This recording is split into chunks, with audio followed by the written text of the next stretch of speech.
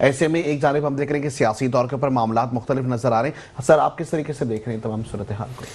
دیکھیں جیسے کہ ابھی آج کل صوبے بنانے کا بڑا چرچا چل رہا ہے اور باعث بھی بات کر رہے تھے، تو حقیقت کی نظر سے ہم دیکھتے ہیں نا تو صوبے ہمارا، میں پہلے بھی آپ کے پروگرام میں کہہ چکا ہوں کہ ہمارا جب چیئرمین صاحب ہیں، ہمارے کونسلر صاحب ہیں، ہمارے جو ہے ایم پی اے صاحب ہیں، ہمارے ایم این اے صاحب ہیں، ہمارے سینیٹر صاحب، سب کے سب اپنے اپنے بجٹوں کے چکر میں لگے ہوتے ہیں. کمیشن کھانے والوں کی تعداد بڑھ رہی ہوتی ہے. اب مزید صوبے بنائیں گے تو مزید کمیشن کھانے والوں کی تعداد بڑھے گی. تو اس سے بہتر یہی کہ جو ٹاؤن چیئرمین صاحبان ہیں، جو بلدیات کا جو نظام موجود ہے، ان کو امپاور کیا جائے، ان کو اختیارات دیے جائیں. وہ اختیارات جو وہ دیگر لوگوں کو دینا چاہ رہے ہیں، وہ اختیارات ان کو دیں، ان کی اکاؤنٹیبلٹی کریں کہ وہ صحیح طریقے سے پراپر کام کر رہے ہیں، اور صحیح طریقے سے عوام کو سہولیات مل رہی ہیں، اور صحیح طریقے سے قوم میں دہاڑا میں آگے بڑھ رہے ہیں ملک یا شہر.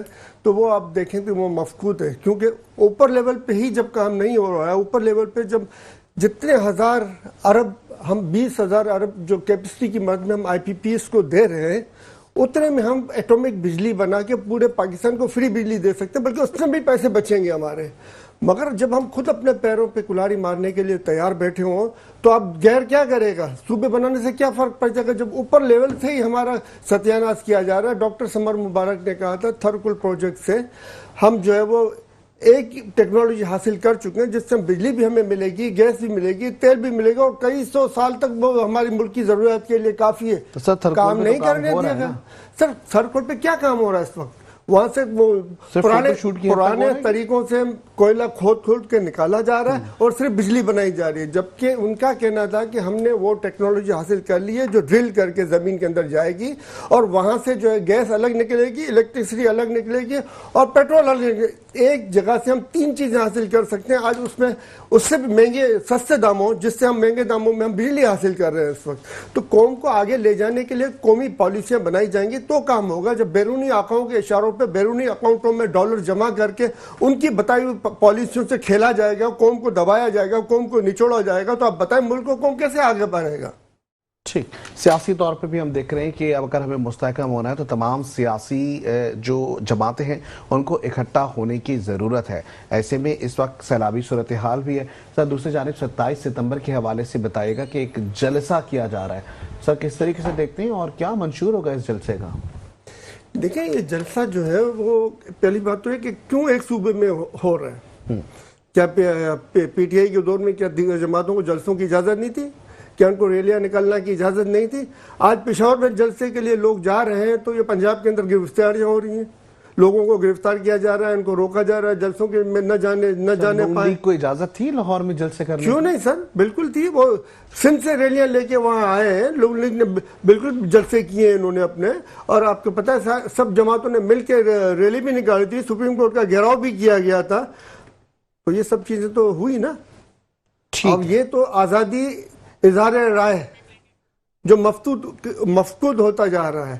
تو یہ اگر اس طریقے سے قوم کو دبائیں گے، اس طریقے سے قوم کو پریشرائز کریں گے کہ قوم اپنی رائے نہ دے سکے، اور اپنی رائے دیتی ہے قوم تو رائے کو آپ کو پتا ہے فارم 47 سے فارم 47 میں چینج ہو جاتی ہے. اس کے اوپر فارم 47 پہ بھی بات کریں گے. 27 ستمبر کا جو جلسہ ہے وہ اس دفعہ یہ ثابت کرے گا، پھر ایک دفعہ پھر ثابت کرے گا 24 فیب کے بعد کہ پاکستانی قوم، پاکستان کی عوام جو ہے وہ بزرگ، بچے، خواتین سب کے سب عمران خان کے ساتھ ہیں، اور یہ پاکستان کی تاریخ کا انشاءاللہ سب سے بڑا جلسہ ہوگا. سلیم سجوانی صاحب، ڈیفینیٹلی ایک چیز تو دیکھی گئی ہے، چور چور کے نعرے لگائے گئے. دوسری جانب ہم نے دیکھا کہ سب سے زیادہ الزامات کی بوچھاڑ کی گئی. پھر یہ بھی کہا گیا کہ جی معاشی طور پہ جو ہے وہ ہم کسی سمت جاتے ہوئے نظر نہیں آ رہے. انٹرنیشنل لیول کے اوپر اگر ہم دیکھیں تو ہم نے یہ بھی سننے میں آیا تھا کہ پاکستان تنہا رہ جائے گا. یہ تمام تر معاملات یہ تمام تر جو ڈائیلاگز تھے یہ تمام تر بانی پی ٹی آئی کی جانب سے کہے گئے تھے. اور اب جو سچویشن ہمیں نظر آ رہی ہے اس میں ہم دیکھتے ہیں کہ پاکستان ایک اپنا مقام بنا چکا ہے. آپ کس طریقے سے دیکھیں؟ دیکھیں چور چور کے نعرے لگائے نہیں گئے تھے، چور چور کے نعرے آج بھی لگائے جا رہے ہیں، کیونکہ چور ہیں تو چور کہا جائے گا ان کو. آپ کے سامنے ہے 2013 کے اندر میں پاکستان کو 24,000 میگا واٹ بجلی پاکستان کے پاس آلریڈی موجود تھی.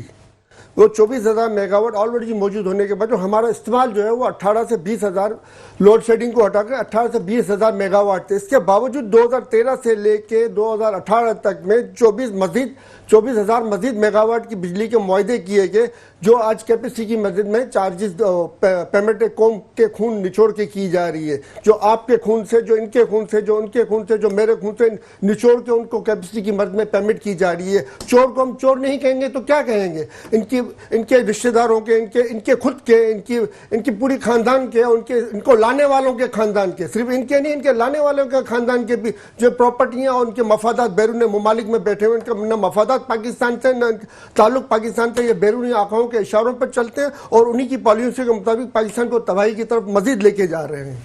ठीक है, लेकिन जो अभी हम देख रहे हैं कि जो मुआहदे हो रहे हैं इस्लामी ममालिक के सरबराहान के हवाले से देखें, ऐसे में तो हमें मुल्क पाकिस्तान मुस्तहकम होता हुआ नजर आ रहा है। इस तरह की गवर्नेंस अगर रहेगी तो आपको नहीं लगता कि हम और आगे तरक्की कर लेंगे? सर, मैं आपको सिंपल से being a PTI, being a peoples party, being a कोई भी पार्टी के हिसाब से मैं बात नहीं कर रहा हूँ। मैं सिर्फ बीइंग ए मुस्लिम और बीइंग ए पाकिस्तान की हैसियत से आपको बात कर रहा हूँ। जब एक गैर मुल्की जो क्या कहते सोशलिस्ट मुल्क, वो पाकिस्तान को 40% डिस्काउंट के ऊपर पेट्रोल देने के लिए तैयार है, और एक गैर यहूद और नसारा का अमेरिका जिसको ये अरबों डॉलर जो है ना वो दिफाई मुआहदे की मर्द में दे रहे हैं, तो आप मुझे बताएं पाकिस्तानी कौम को इनसे क्या फायदा पहुंचा है? आज तक पाकिस्तानी कौम को कितना सस्ता पेट्रोल दिया गया और दिया जा रहा है, और ये दिफाई मुआहदे से पाकिस्तानी कौम को कितने अरब डॉलर मिलेंगे? पाकिस्तानी कौम को क्या मिल रहा है सर? इनके ये मार्केटिंग करने के लिए, पब्लिक को बेवकूफ बनाने के लिए, बड़ी बड़ी बातें करने के लिए इश्तिहारात सही है, उससे वो अपनी जगह पे है, मगर पाकिस्तानी कौम को जब तक कुछ नहीं मिलता, पाकिस्तानी कौम जब तक गुर्बत की लकीर से नीचे नहीं निकलती, ये तो मजीद गुर्बत की लकीर के नीचे डालते जा रहे हैं और इश्तिहारात लगवा रहे हैं, क्योंकि वो उनके सपोर्टर है ऑलरेडी। ठीक। अच्छा, दूसरी जानिब देख रहे हैं, एक बड़ी रिपोर्ट सामने आई है पेट्रोल के हवाले से, जहां हम आईपीपीएस की बात करते हैं, जहां हम बात कर रहे होते हैं इलेक्ट्रिसिटी की, वहीं दूसरी जानिब सबसे बड़ा मसला, क्योंकि महंगाई का जब बहरान आ रहा होता है तो सबसे पहले पेट्रोल के प्राइसेस हम देखते हैं कि वो हाई हो जाते हैं। ऐसे में खुर्दी तेल की कीमतें देख लें, वो एक अलग मामला। लेकिन जो अभी हुकूमत पाकिस्तान ने तफसीलात शेयर की, जिसके मुताबिक पेट्रोल की जो कीमत इस वक्त बताई जा रही है, उसके हवाले से अगर हम बताएं तो एक इंडिविजुअल 1 लीटर पेट्रोल के ऊपर 94 रुपए टैक्स हर एक बंदा दे रहा है। सर, जायज है? सर, ये नाजायज है, और इस नाजायज की असल वजह वो कमीशन है जो ये जिन ममालिक से, जिनमें सऊदीया और दीगर ममालिक की कंपनियां हैं जिनसे ये पेट्रोल खरीद रहे हैं, वो उनको बैरूनी ममालिक के अकाउंट के अंदर में कमीशनें दे रही हैं। इसी वजह से इन्होंने तमाम के तमाम बिजली के प्लांट्स जो वो पेट्रोल से चलने वाले लगाए, ताकि इनको बैरूनी ममालिक में डायरेक्ट कमीशन मिलते रहे, और वो ये कमीशन खाते रहे, और पाकिस्तानी कौम जो है वो गुर्बत की लकीर से नीचे जाती रहे, पाकिस्तानी कौम जो है वो बैरून ममालिक में मुलाजमतों के लिए धक्के खाती रहे, और ये बैठ के अयाशियाँ करते रहे और अपनी बैरून ममालिक में प्रॉपर्टियाँ बनाते रहे। इस वक्त हमारे साथ स्टूडियो में हमारे सलीम सेठवानी साहब है। सलीम सेठवानी साहब, शहरी कराची की हालत हम सबके सामने, क्या इस तरीके से हम फीते काट देते हैं, प्रोजेक्ट्स बड़े बड़े मंसूबे बनाने के लिए ऐलानात कर देते हैं, लेकिन हतमी तौर पर जो ग्राउंड रियलिटी है बहुत मुख्तलिफ नजर आती है, तो ये कारकर्दगी पर सवाल है? उठता है, क्योंकि आप देखना भी जावेद सरकी साहब अच्छे इंसान है और उनकी रिस्पेक्ट करते हैं हम, मगर आप देखें कि जिस सदर का वो जिक्र कर रहे हैं, अगर वो मेरे साथ चले तो मैं उनको सदर में भी टूटी हुई सर के दिखा दूंगा, और वो मौजूद है। अब शारा भुट्टो, पहली बात तो ये कि भुट्टो साहब का नाम एक काबिल एहतराम शख्सियत की हैसियत से पूरे पाकिस्तान के अंदर लिया जाता है। एक छोटी सी शारा इनके नाम के ऊपर बनाना, पहले बात तो ये ज़ेब नहीं देता था। इनके नाम पे अगर इनको बनाना था तो स्टील मिल के इर्द गिर्द में जो 300 इंडस्ट्रीज़ की जगह छोड़ी थी भुट्टो साहब ने, वो वहाँ पे इंडस्ट्रियल सिटी बनाते और थर्ड से वहाँ पे बिजली सस्ते दामों मुहैया करते और वहाँ से पाकिस्तान की एक्सपोर्ट को बढ़ाते, उसका नाम रखते भुट्टो इंडस्ट्रियल सिटी। तो खुशी की बात थी। और अब आप देखने के इतनी अहम नाम, इस शख्सियत के नाम के ऊपर, पाकिस्तान की इतनी अहम शख्सियत के नाम पर शारा बनाई जा रही है, उसके अंदर भी जो है ना कमिश्नरों की इतनी बहुतात है कि वो बह गए। अब जब हम इतनी अहम शख्सियत के नामों का भी एहतराम नहीं रख सकते, तो आप बताएं कि बाकी गलियों और मोहल्लों का क्या हाल होगा? वही हाल है जो हम देख रहे हैं। आप अपने गली मोहल्लों में देख लें, हम अपनी गली मोहल्लों में देख लें, वो सारी टूट फूट का शिकार है। पिंक स्कूटी की जो बात हो रही है, आप देख लें, हमारे 15 लाख बच्चे जो है रोज़ाना जो है वो ये 2 पहियों के मौत के चकले के ऊपर सवारियां कर रहे होते। दुनिया भर में कहीं पे भी ऐसा नहीं है। मोटरसाइकिल शौकिया चलाई जाती है, शौकिया चलाई जाती है। अब हमारी बच्चियों को भी स्कूटियों पे बिठा के जो है ना वो मौत के कुएं में धकेला जा रहा है। उनके लिए ट्रांसपोर्ट का सही मानों में सबवे सिस्टम लाया जाए। आज से 25 साल पहले, मेरे ख्याल या 30 साल पहले, जापान की कंपनी ने ایک بڑی اچھی آفر کی تھی ہمارے یہاں پہ کراچی شہر کے لیے. اس نے کہا تھا یہاں پہ پورا سب وے سسٹم بنائیں گے آپ کے یہاں پہ, اور 7 سال تک اس کی جتنی بھی انکم ہوگی وہ ہم لیں گے, 7 سال کے بعد ہم آپ کے ہینڈ اوور کر دیں گے. مگر ان کو اجازت نہیں دی گئی کیونکہ وہ کمیشن نہیں دے رہے تھے.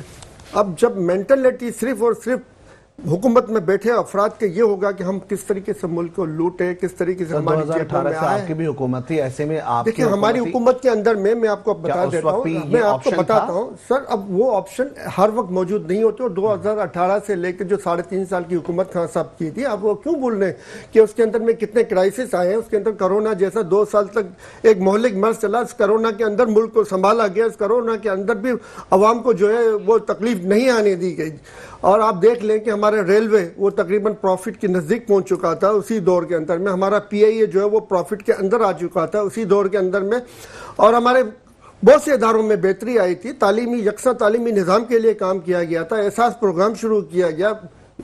پہلی دفعہ پاکستان کی تاریخ میں یہ تھا کہ بغیر امتیاز کے یہ نہیں دیکھا گیا کہ وہ پیپلز پارٹی کا ہے, پی ایم ایل نون کا ہے یا پی ٹی آئی کا ہے.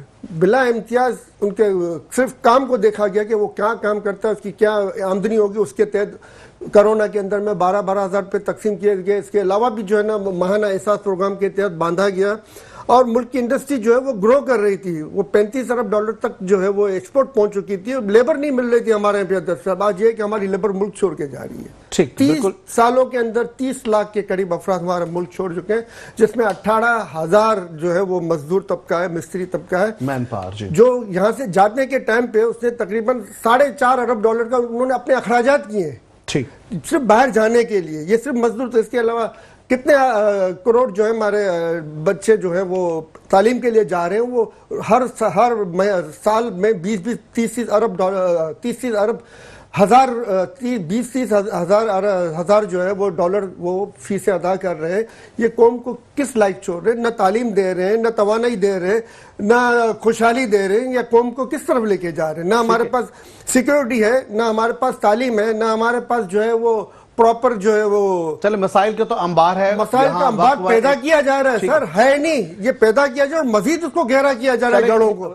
سلیم سجانی صاحب, دوسرے جانب ہم دیکھ رہے ہیں کہ اگر ہم سیاسی طور پر معاملات دیکھیں, جہاں اسلامی سربراہی کانفرنسز ہو رہی ہیں, مل جل کر بیٹھ کر معاملات طے پا گئے ہیں, اور بلکہ اب کاوشیں یہ ہو رہی ہے کہ جو تمام لوگ مل کے کوئی اچھی حکمت عملی نکالیں. ایسے میں ایسا نہیں ہو سکتا کہ سیاسی پارٹیاں بھی مل جل کے کچھ کر لیں, آپ کی طرف کوئی ہاتھ بڑھائے پی ٹی آئی کی جانب؟ دیکھیں نا, آپ کی بات صحیح ہے, مل جل کے لائے عمل تیار ہونا چاہیے, مگر کن سے؟ جو خان صاحب سے ملاقات تک نہیں کروا سکتے. مذاکراتی ٹیم بنائی گئی, مذاکراتی ٹیم بنائی گئی جو حکومت وقت سے مذاکرات کرے, تو نیچرل بات ہے وہ اپنے لیڈر سے گائیڈ لائن لیں گے. اس گائیڈ لائن لینے کے لیے جب ان کو کہا گیا کہ ہمیں ملاقات کی اجازت دلوائی جائے, تو نہیں دلوائی گئی اور انکار کر دیا گیا کہ ہمارے بس میں نہیں ہے. تو پھر کس کے بس میں, کون حکومت کر رہا ہے, کس کے اشاروں پہ حکومت چل رہی ہے؟ سوال تو اٹھتے ہیں بہت سارے. اچھا, اب ایک بڑا امپورٹنٹ جملہ جو کہ میں کہنے کے لیے جا رہا ہوں, مشن امپاسبل, یہ ایک ایسی سیریز جو کہ سب دیکھتے بھی, یہاں پہ اس کا کوئی تعلق نہیں, لیکن یہ مشن نور ہم نے ایک چیز دیکھی کہ مشن امپاسبل سے مشن نور تک کا سفر. تو مشن نور کیا ہے اور اس کے لیے کیا فلسفی تھی پیچھے سر؟ دیکھیں, مشن نور جو ہے وہ اگر ہم دیکھیں تو نور تو اللہ کا نور ہے, ٹھیک ہے. قرآن شریف میں ایک جگہ اللہ تعالیٰ فرماتا ہے کہ یود النفس, مجھے ایکچولی پکی یاد نہیں ہے, مگر اس لیے میں آپ کو وہ بتا رہا ہوں کہ کافر اور مشرک چاہے جتنا بھی کر لے, اللہ تعالیٰ اپنے نور کو مکمل کر کے رہے گا. ٹھیک. اب آپ بتائیں کہ اللہ تعالیٰ اپنے نور کو مکمل کر کے رہے گا, یعنی اللہ تعالیٰ نور کو اتنی اہمیت ہے. اب نور کو حضور صلی اللہ علیہ وسلم کی نبوت سے مراد ہے, سیاسی طور پہ استعمال کیا ہے, یہ چیز مجھے سمجھ نہیں آئی. اب جب بھی ظلم اور ستم کا بازار گرم ہوگا, تو ایک تو ہے کہ اسلحہ لے کے آپ ان سے لڑو اللہ اکبر کہہ کے, دوسرا یہ کہ آپ اللہ کو پکارو کہ ان ظالموں سے نجات دی جائے. تو ان ظالموں سے نجات کے لیے, ظالموں کو احساس دلانے کے لیے کہ اللہ اکبر, اللہ سب سے بڑا ہے, ظلم اور جبر سے نجات لا الہ الا اللہ, اللہ کے سوا کوئی معبود نہیں, محمد رسول اللہ سے مطلب محمد صلی اللہ علیہ وسلم اللہ کے رسول ہیں, ان کے احکامات کے حساب سے جو اللہ تعالیٰ نے ان کو دیے ہمیں چلنا ہے. ہم نہیں ڈرتے کسی سے, ہم نہیں جھکیں گے کسی کے آگے, اور ہم اپنی حق بات کے اوپر بالکل ایسا ہی ہے.